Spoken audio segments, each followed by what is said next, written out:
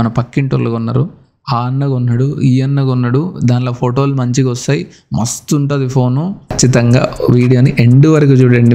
మీకు ఈ వీడియో వచ్చింది కదా, చూసేసి ఇప్పుడు కూడా ఐఫోన్ కొనాలా వద్దా అనేది ఆలోచించుకోండి. మన ఇండియాలో ఐఫోన్స్కి ఎందుకు ఇంత క్రేజ్, అసలు ఐఫోన్స్ కొనే వాళ్ళలో ఎలాంటి అంటే ఏజ్ వాళ్ళు ఉన్నారు అనేది ఈ వీడియోలో మనం క్లియర్గా మాట్లాడుకుందాం.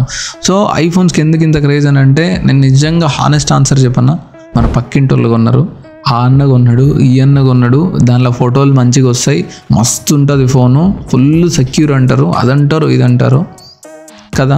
కాకపోతే నిజం చెప్పాలనంటే ఎందుకు కొంటారనంటే చూపించుకోవడానికి, స్టేటస్ సింబల్. ఐఫోన్ అనేది ఏంటంటే ఒక స్టేటస్ సింబల్ లాగా ఉందన్నమాట. వాళ్ళకి తెలియకుండానే వాళ్ళు ఒక ఊబిలోకి వెళ్ళిపోతారు. ఫస్ట్ మెయిన్గా హానెస్ట్గా చెప్తున్నా, మన స్టోర్కి వచ్చేసి కొంతమందిని చూస్తూ ఉంటాను అనమాట. వాళ్ళకి అవసరం లేకపోయినా ఐఫోన్ తీసుకుంటారు. అన్న చాలా సెక్యూర్ ఉంటుంది. అవును, చాలా సెక్యూర్ ఉంటుంది. మీకు నిజంగా అంత సెక్యూరిటీ అవసరమా అంటే కొంతమందికి అవసరం లేకపోయినా కొంటారు. నేను అందరినీ అనట్లేను, ఒక కేటగిరీని మాత్రమే అంటున్నా. అవసరం లేకపోయినా దీనిలో ఐఫోన్స్ కొనేవాళ్ళు చాలామంది ఉన్నారు. ఫొటోస్ వీడియోస్ చాలా బాగా వస్తాయి, అవును కరెక్టే. కానీ కొంతమంది ఏం చేస్తారనంటే వాళ్ళ పేరు మీద ఈఎంఐ రాలేదనుకో వాళ్ళ బ్రదర్ని తీసుకొస్తారు, వాళ్ళ బ్రదర్ దగ్గర రాలేదనుకో ఈ లోన్ యాప్స్ ఉన్నాయి, లోన్ యాప్స్లలో తీసుకొస్తారు. అంటే లైక్ ఏంటి, ఆన్లైన్లో లోన్స్ ఇస్తారు కదా, లోన్ యాప్స్లలో ఏం చేస్తారంటే రీపేమెంట్ చేస్తూ ఉంటారు. ఎలా అంటే స్లైస్, ఎంపాకెట్ అని చెప్పేసి చాలా యాప్స్ ఉన్నాయి, ఒకటి కాదు రెండు కాదు. ఇట్లాంటి యాప్స్లలో లోన్లు తీసుకుంటారు.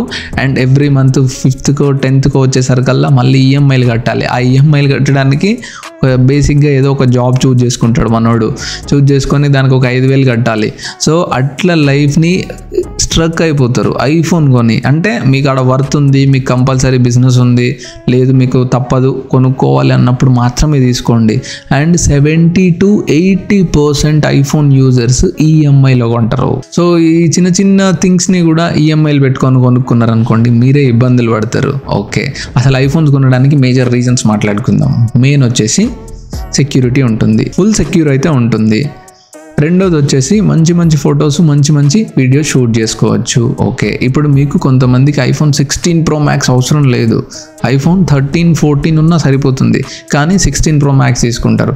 మీరు ఎప్పుడో 6 నెలలకి 3 నెలలకి ఎప్పుడో ఒకసారి కెమెరా యూజ్ చేస్తారు. వాళ్ళు కూడా టాప్ ఎండ్ ఫోన్స్ తీసుకుంటారు. అరే నీకేమవుతుంది మీ డబ్బులా అని అంటే, నేను మీ గురించి చెప్పట్లేదు, జస్ట్ 1%. అంటే ఇంట్లో వాళ్ళ పేరెంట్స్ని ఇబ్బంది పెట్టేసి పక్కింటి అన్న కొన్నాడు, పక్క గల్లీలో ఇంకొక ఫ్రెండ్ కొన్నాడు, మా కాలేజీలో అందరికి ఐఫోన్లే ఉన్నాయి. ఇప్పుడు even 8th, 9th, 10th class స్టూడెంట్స్కి కూడా నాకు ఐఫోన్ కావాలని చెప్పేసి ఇంట్లో సతాయిస్తున్నారు. వాళ్ళ పేరెంట్స్ ఏంటంటే తప్పదు, ఇంకా కొడుకు అడిగినా కూతురు అడిగినా తప్పకుండా ఇప్పియాల్సిందే.